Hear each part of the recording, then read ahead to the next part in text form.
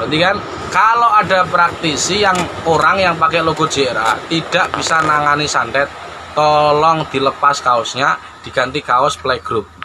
Si ini kan masih ada nih gangguan. Maka kasus sihir, perhatikan baik-baik, orang yang kena sihir minimal punya keluhan 6. Dan kalau misalkan dia ngomong, SOP sihir JRA ini tidak ada dalilnya, ada. Silakan buka di kitab.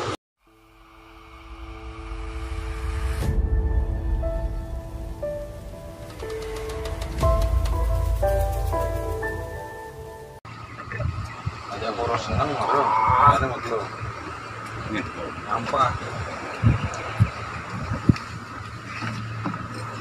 berapa Gus? Assalamualaikum warahmatullahi wabarakatuh.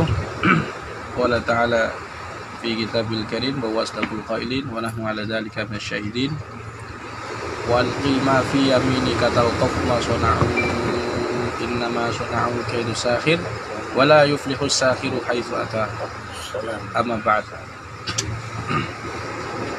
Para smoker mania yang dimuliakan Allah, sekarang kita sedang bersama tim pedangnya Nabi. Tim apa ya? Pandawa.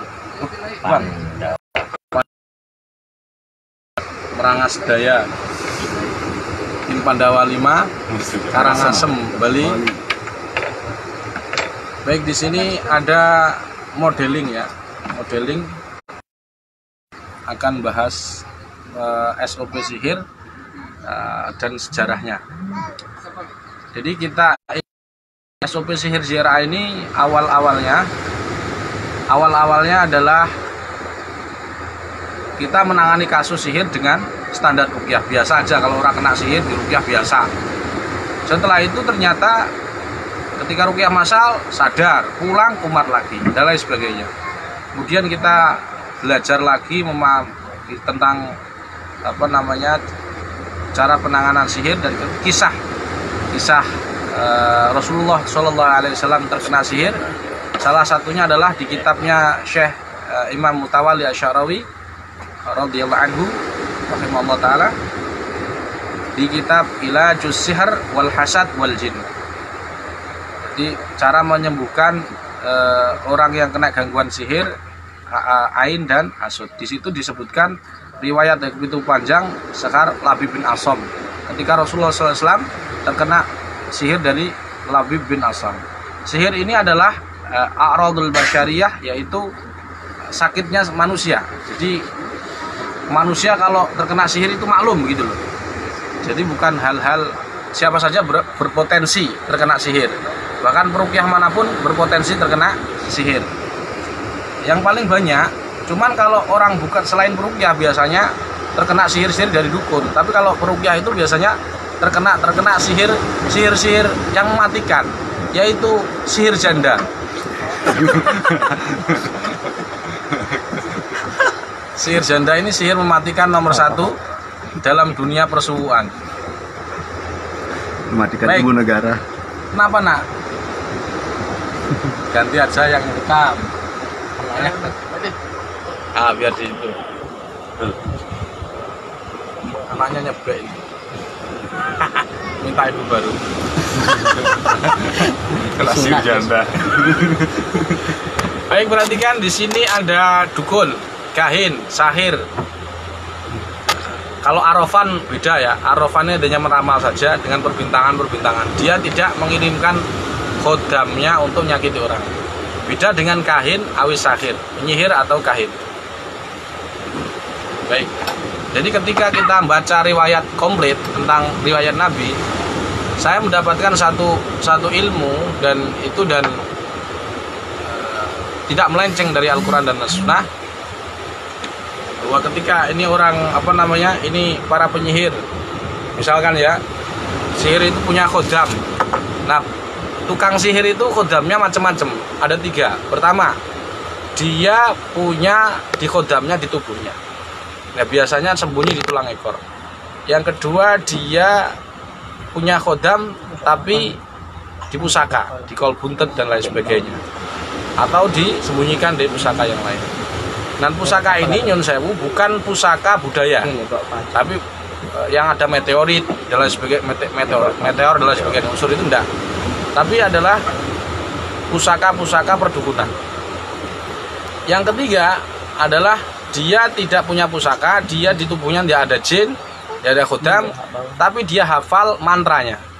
Hafal mantranya, maka orang seperti ini berpotensi untuk menyihir. Baik, ini misalkan jin ya. Ini jin. Jin itu kata di kitab Hayatul Hayawan Ajsam Hawaiyah. Jadi dia itu tidak nampak. Kamu kasih lampu, ya dia suka sembunyi, namanya jin. Jannal lail, malam mulai gelap, makanya jin itu suka sembunyi. Dan nampak, kamu senterin dia kabur, jelas itu. Dan itu tabiat mereka. Dan itu jin itu ada. Bahkan orang muslim yang mengingkari adanya jin, kata Ibnu Hazm, menangkar jin al-tawal manau fahuwa kafirun musyrik. Orang kafir musyrik, ya, ingkar terhadap jin. Karena kalau orang itu tidak percaya adanya eksistensi bangsa jin, itu otomatis dia mendustakan ayat-ayat Allah, ratusan bahkan puluhan ayat-ayat Allah didustakan, ayat tentang setan jin. Nah, ini jin khodam dari dukun, singkat cerita seret begini. Nah, ini ada namanya media sihir. Nah, ini yang kena sihir. Mana contohnya kena sihir? Sini ada pasien ya, nah baru saja ya. Ini pasien kena sihir. Cuman yang ini contohnya masyhur orang kena sihir. Tapi ini sihir janda ya, yang paling berat. Nah, jadi ini peminta sihir, ini penyihir, ini dia dan keluarganya, misalkan saja. Nah, cara menyihir itu begini, ini orang datang ke dukun atau dukunnya sendiri menyerang, minta, kemudian harus melalui media. Cara menyihir itu macam-macam ya, ada 4 media seperti di film Qatar yang Avatar. Ada media angin, media air, api, media tanah, dan media api. Media api caranya dibakar. Contoh foto dibakar, maka akan terbakar, biasanya melepuh kakinya, gosong, itu tanda kena sihir media api. Yang kedua media tanah. Media tanah ini nanti akan dia dilangkahi, membuat kaki berat. Jadi kalau kakinya itu terasa berat, biasanya media sihir-sihir tanah. Media sihir tanah juga bagian sihir madfun yang dipendem. Maka indikatornya atau paling parah di daerah kaki. Kakinya lumpuh, kakinya berat, lumpuh, bahkan stroke. Yang paling khas itu yaitu tadi gatal-gatal. Diawali berat, gatal-gatal. Yang kedua sihir tanah, api, air.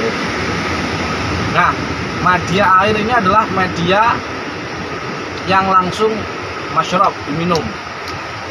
Yang ini fatalnya asam lambung. Asam lambung hingga hepatitis. Ini kita ngomong media lah ya. Yang ketiga apa? Angin. Angin.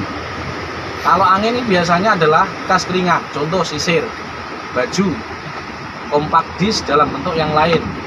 Compact disc CD loh. Biasanya kan bunder ya. Ini bentuknya lain. Nah, segitiga di jemuran, kata mata gaib. Ya, miliknya mama biasanya. Ini agak didekatkan, suaranya jelas gak ya? Ada yang komen suaranya jelas? Gak jelas? Gak ada? Gak ada, semua jelas. Gak ada. Nah, BWI nyimak. Oke, kita lanjut. Kalau medianya apa tadi? Angin. Biasanya dia suka cenderung was-was dan sendawa. Kemudian kalau medisnya biasanya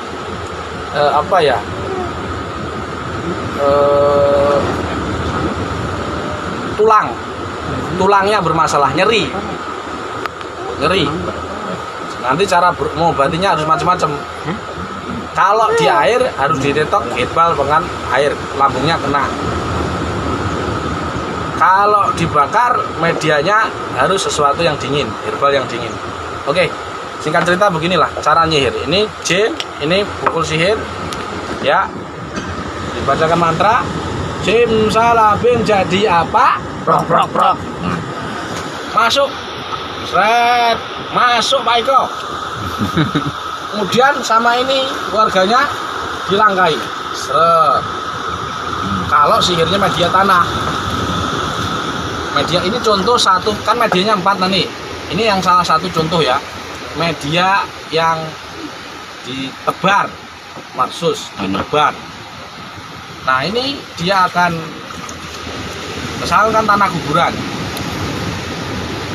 maka yang terjadi adalah ini masuk kodamnya, masuk lewat kaki-kaki, maka bagi orang yang terindikasi kasus sihir tanah kuburan, salah satu kecil media sihir itu adalah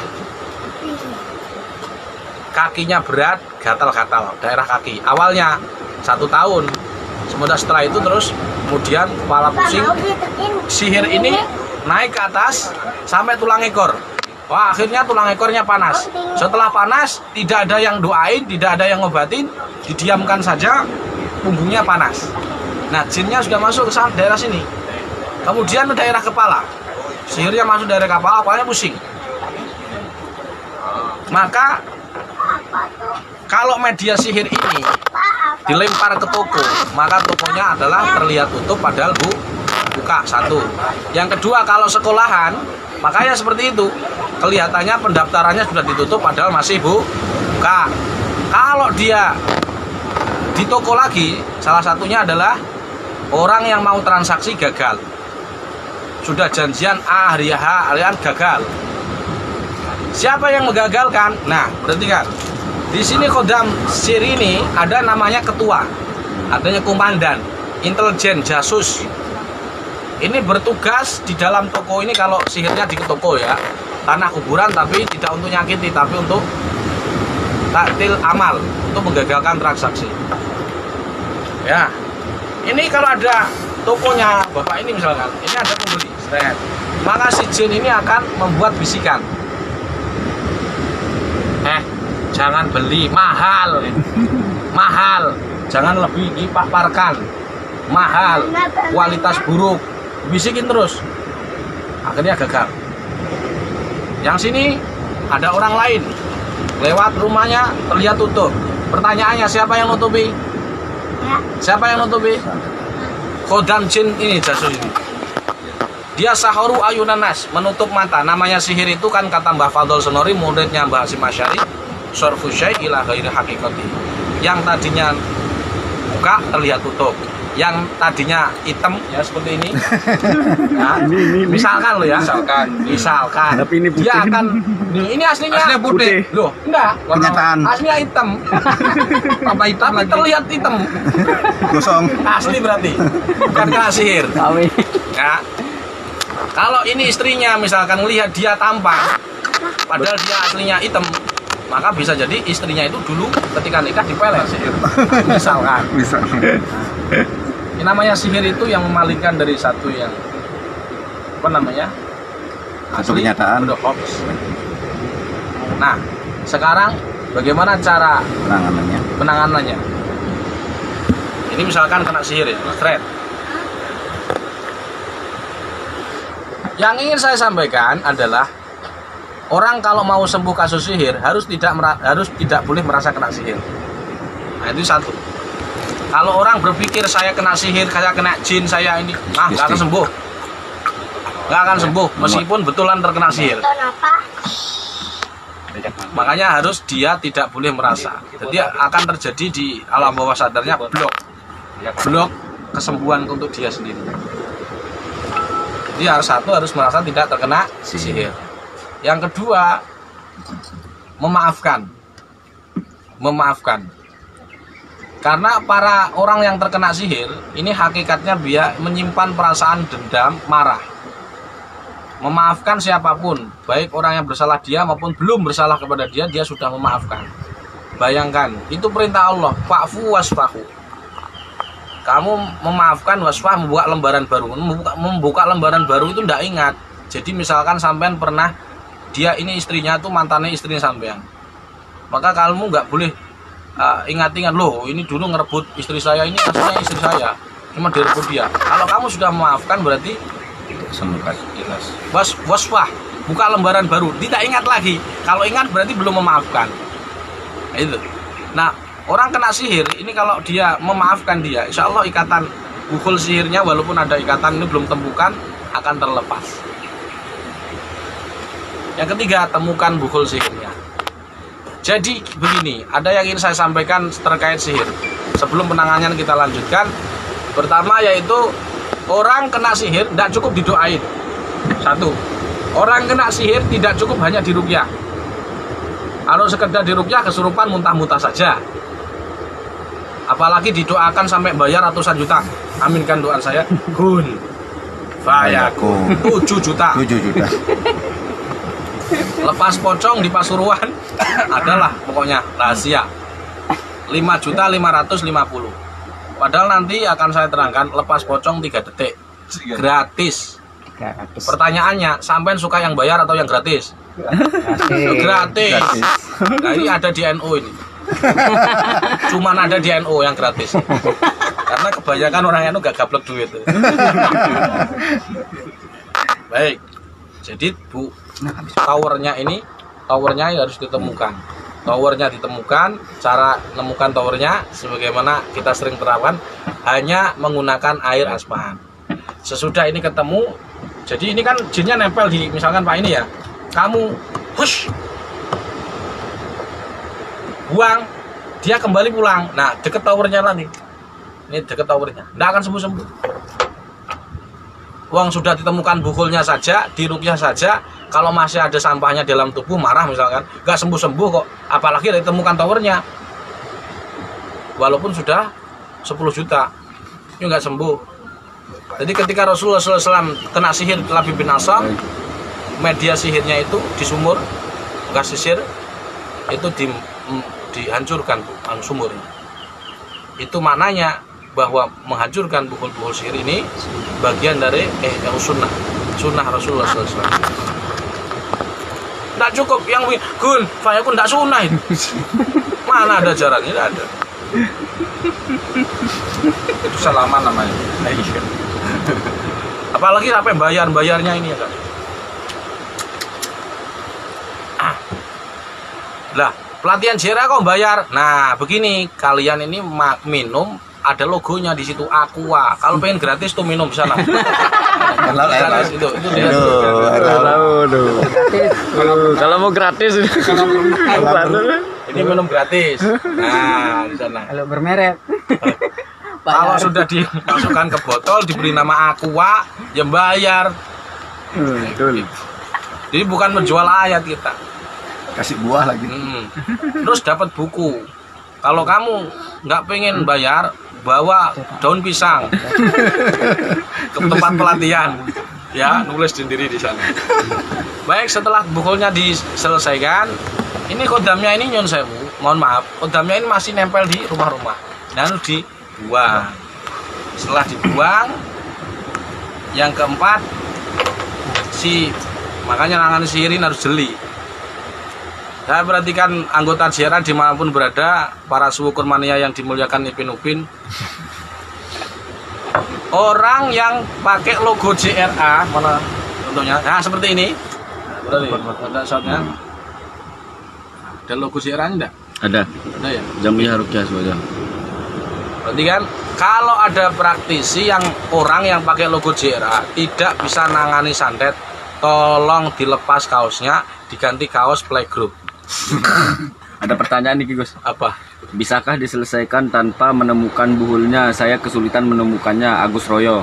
Oh, apakah bisa? Ya tergantung ini bukulnya apa. Tadi kan saya bilang elemennya ada 4. Jadi kalau elemennya diminum ya nggak ada bukul luarnya. Kan begitu. Dia deteksi di kita rumah. Saya nggak merasa. Ya kamu rumahnya siapa? Rumahnya janda sebelah rumah. Ya nggak ada. Rumahmu sendiri ya nggak ada. Karena media sihirnya dimakan. Gitu. Bagaimana kalau media sihirnya itu di tempat dukunnya? Misalkan sihir mu'allak, sihir yang melalui angin. Seret. Ini foto di download ya kan? Download kan? terus dirapelin, kasih sasaji, ditusuk-tusuk atau dibakar. Nah ini kan nyari ini kan sulit, ya kan? Maka cara menghancurkannya adalah bisa dengan melalui teknik tadi, ketika jin di sini, ya kan, dihancurkan melalui sinyal di sini. Bisa, tidak harus. Ini kan saya ngomong SOP standar, tapi seandainya tidak seperti itu juga bisa. Nah, dihancurkan ketika prosesi ya dengan doa vakus sihir dan lain sebagainya. Jadi doa vakus sihir itu hakikatnya juga menghancurkan sihir-sihir yang media-media secara gaib yang tidak bisa kita Deteksi. ya nggak mungkin kita kita samperin, kita hancurkan begitu. Kita lanjut ya. Oke, pertanyaan sudah selesai. Nah, yang ketiga, si ini kan masih ada nih gangguan. Maka kasus sihir, perhatikan baik-baik. Orang yang kena sihir minimal punya keluhan 6. 1, mudah marah.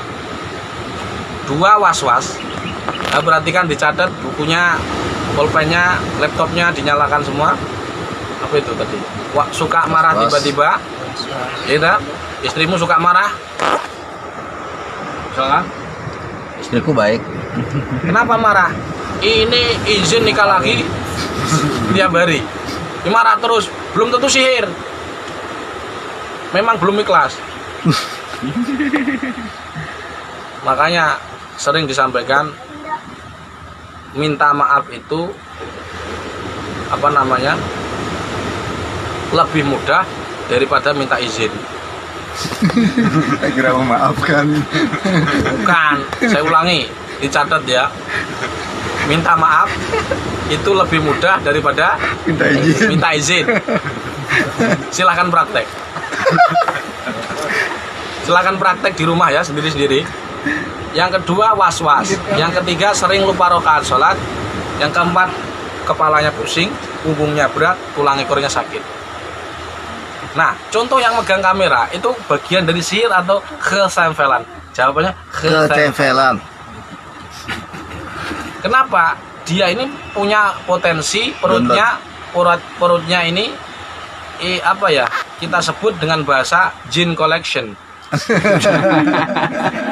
Dia punya kemampuan menyedot, mengkoleksi dan menyedot jin. Nanti dampaknya apa? Asam lambung. Nah, biasanya begitu. Asam lambung kan? Nah, iya. Ini sebenarnya pemicunya, sinyalnya, towernya adalah di gundulnya ini. Dilihatkan dulu gundulnya, masa itu aja ini. Oke, kita lanjut.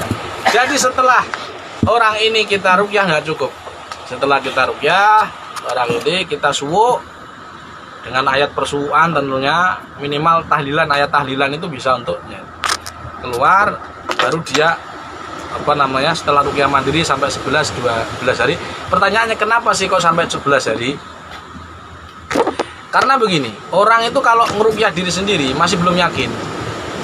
Kalau sudah dia sering rukyah, sering nyuwuk ya, maka power rohaninya cepat nyambung ke Allah Ta'ala. Jadi 1 kali 2 kali, contoh ya, misalkan saya kena sihir, biasa aja. Nah, itu kan aradul basyariyah, jadi hal yang lumrah. Jadi saya juga bisa kena sihir, bisa. Tapi kan kalau sudah sering kena sihir, ya sering rukyah, cepet.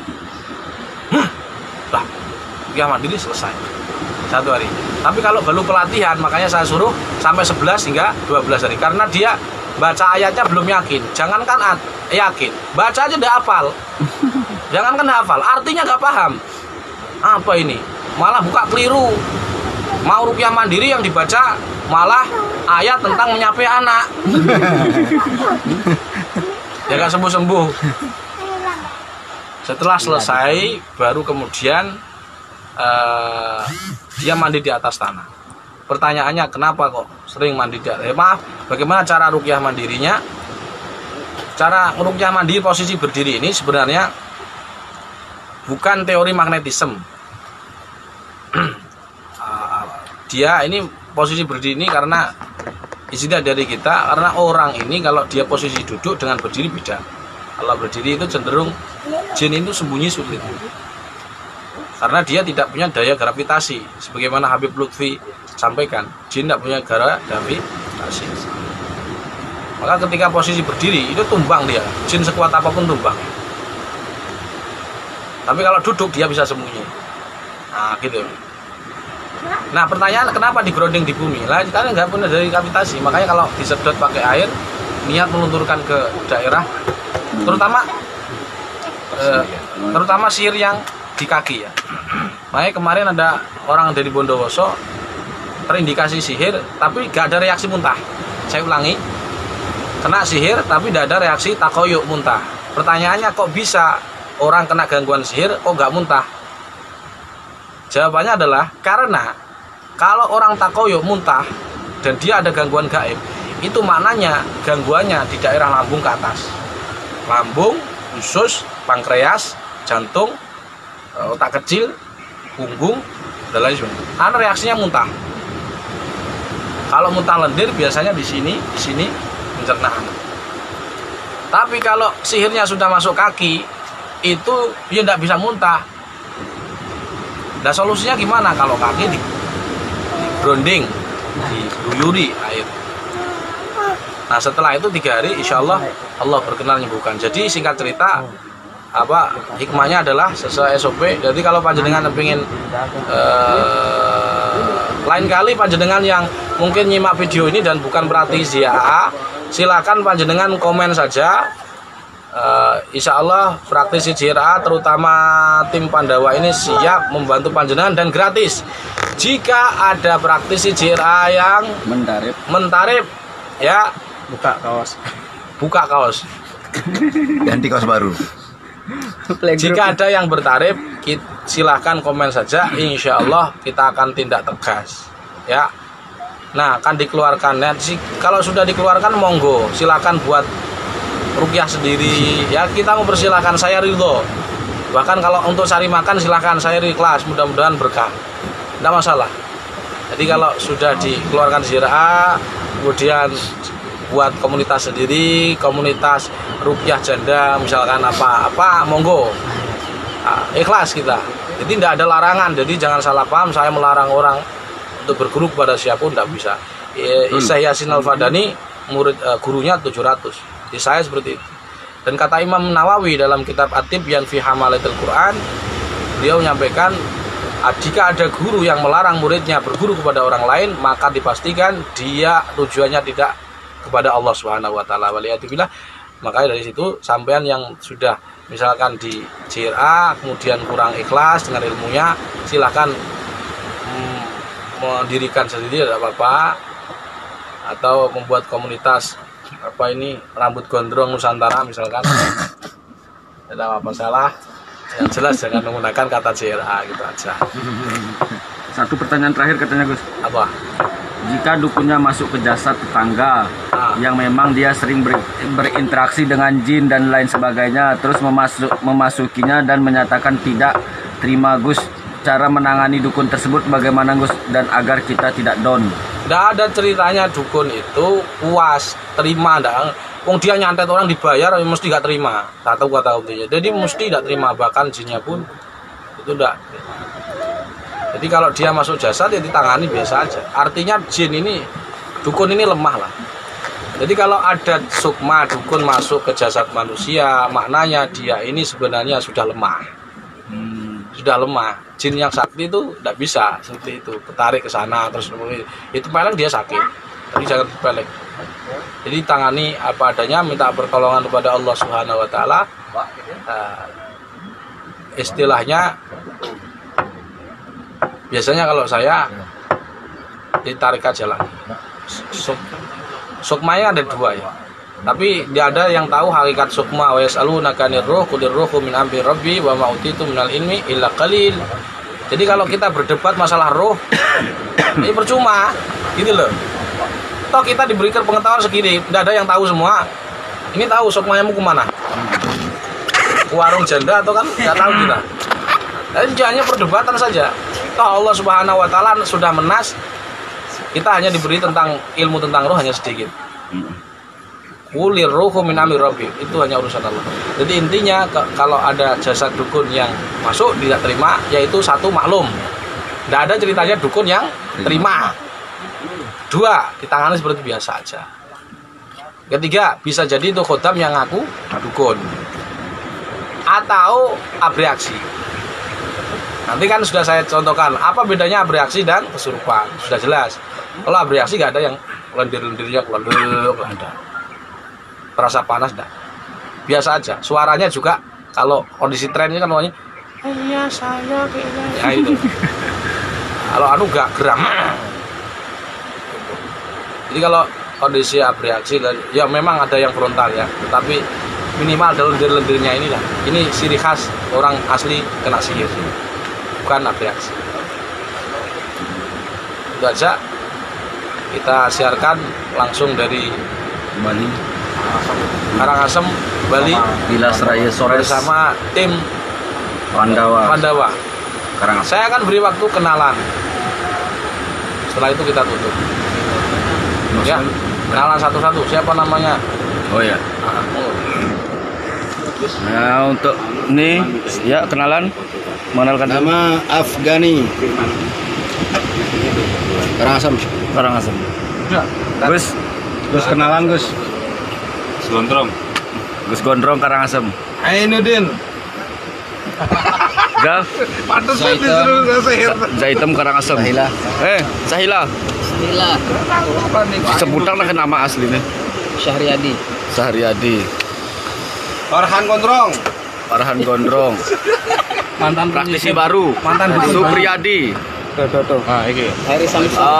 Heri Samson. Itu coba belakang. Awas. Pawang ular. Iskandar Tatang.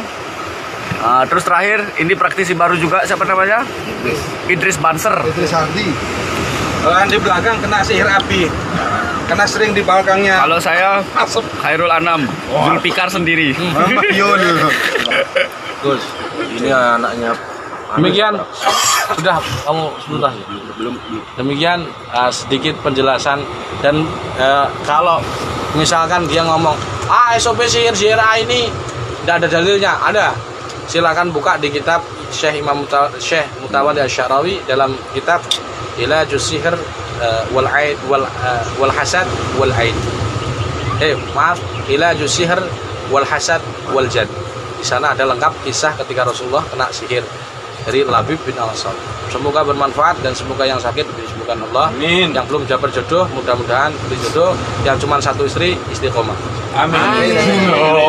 Bersyukur, istiqomah bersyukur. Oh ya.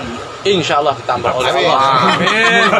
Rezeki dan anaknya. Amin. Juga yang lain. Rezeki dan anaknya. Berarti udah janda dong. Anak bonus berarti.